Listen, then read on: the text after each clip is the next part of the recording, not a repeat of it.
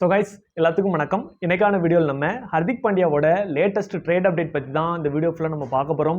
சரி வாங்க வீடியோக்குள்ளே போயிடலாம். ஹர்திக் பாண்டியாவுக்கு IPL 2026 எதிர்பார்த்த மாதிரி போகல. ஸோ நமக்கு முன்னாடியே தெரிஞ்சிருச்சு அவர் மும்பையிலேருந்து வெளியே போக போகிறாருங்கிற மாதிரி.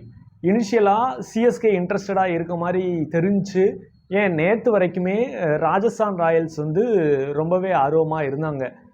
மும்பை இந்தியன்ஸ் SSV ஜெய்ஸ்வாலை எடுத்துகிட்டு அங்கேருந்து ஹர்திக் பாண்டியா கொடுக்க போகிற மாதிரியான ஒரு ஐடியா தான் இருந்துச்சு. பட் இன்றைக்கி காலையிலேருந்தே ஒரு அப்டேட் என்னன்னு பார்த்துக்கிட்டிங்கன்னா, KKR வந்து ரொம்பவே இன்ட்ரெஸ்டடாக இருக்கிறதா தெரியுது. ஸோ யாரை வச்சு ஹர்திக் பாண்டியாவை வாங்க போகிறாங்கங்கிறது நமக்கு சரியாக தெரியலை. பட் மோஸ்ட்லி ஆல் கேஷ் டீலுக்கு தான் KKR விரும்புகிற மாதிரி தெரியுது. பட் மும்பை இந்தியன்ஸ் கண்டிப்பாக அப்படி விட மாட்டாங்க. கண்டிப்பாக ஏதாட்டும் பிளேயர்ஸை டிமாண்ட் பண்ணுவாங்க. யூஸ்வலாக எல்லா டீமுமே சுனில் நரைன் இல்லாட்டி வருண் சக்கரவர்த்தியை தான் கேட்பாங்க.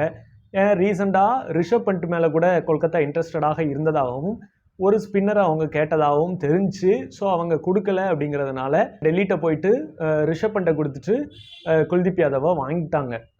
ஸோ அவங்களுக்கு ஸ்பின்னர் வாங்கணும்னு நினச்சாங்க, சால்வ் ஆயிடுச்சு.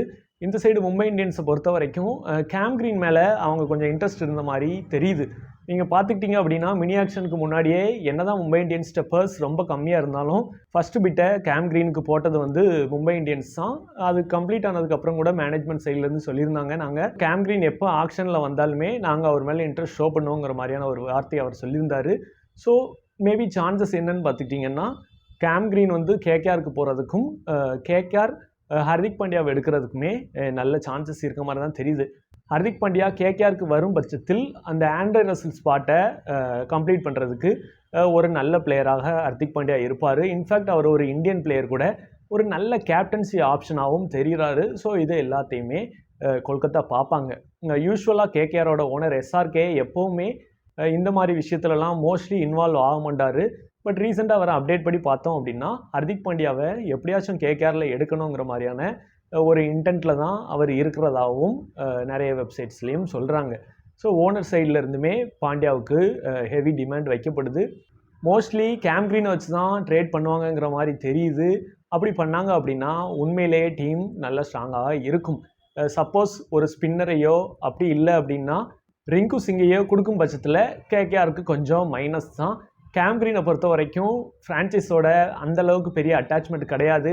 அண்ட் அவருமே மும்பை இந்தியன்ஸ்க்கு ஆல்ரெடி விளையாடிருக்காரு. ஸோ ஹர்திக் பாண்டியாவுக்காக கேம் கிரீனை கொடுத்தா ஆஸ் அ KKR ஃபேனாக பர்சனலாக எனக்கு ஹாப்பி தான்.